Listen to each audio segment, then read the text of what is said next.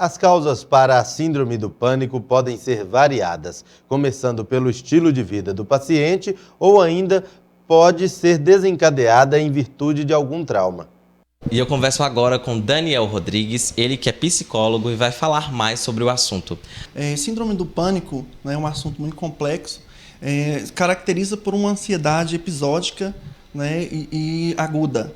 É onde o sujeito ele experimenta um momento, né, de pânico, geralmente dura em torno de 10 minutos, né, não é uma regra, onde o sujeito ele tem a sensação, principalmente, de que ele vai morrer a qualquer momento, ou que vai perder o controle sobre si e vai enlouquecer. Então, a pessoa passa a experimentar esse contexto, né, onde ela tem a certeza de que isso vai acontecer. Então, vem também, junto a isso, alguns sintomas físicos, né, dor de cabeça, sudorese, palpitações, e dentre outros. Daniel, e quais são as causas da síndrome? Olha, as causas, existem vários estudos sobre isso.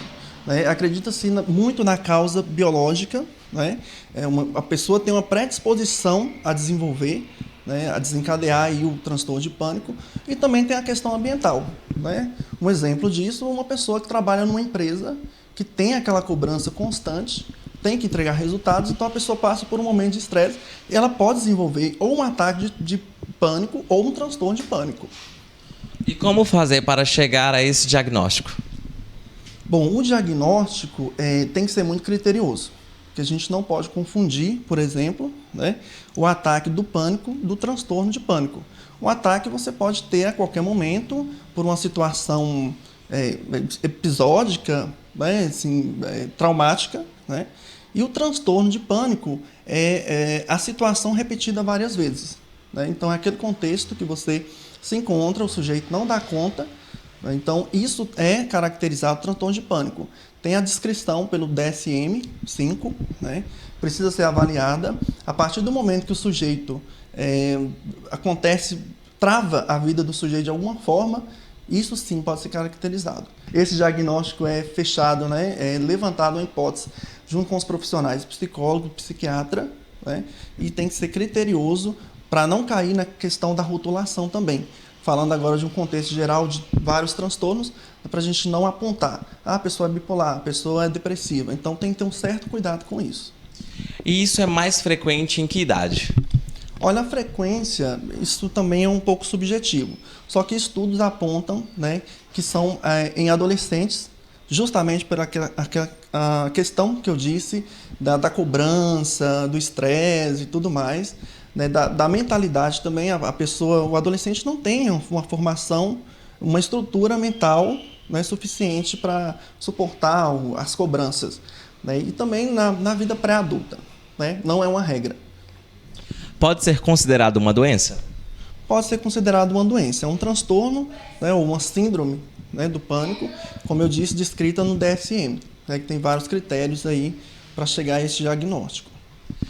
Qual que é o tratamento? O tratamento é feita uma intervenção medicamentosa, né, geralmente antidepressivo, associado a isso a psicoterapia.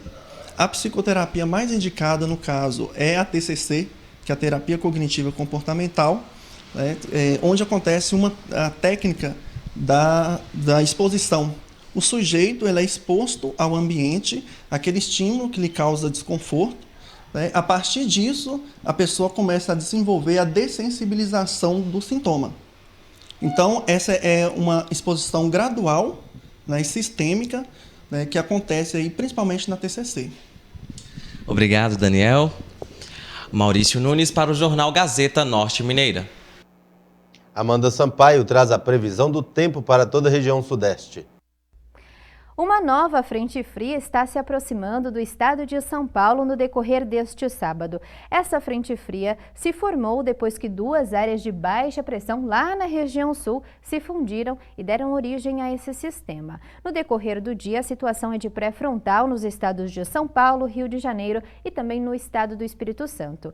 Em todas as áreas paulistas, as rajadas de vento mais intensas podem chegar a 60 km por hora, 70 km no Rio, e em Vitória ocorrem rajadas rajadas moderadas de até 50 km por hora.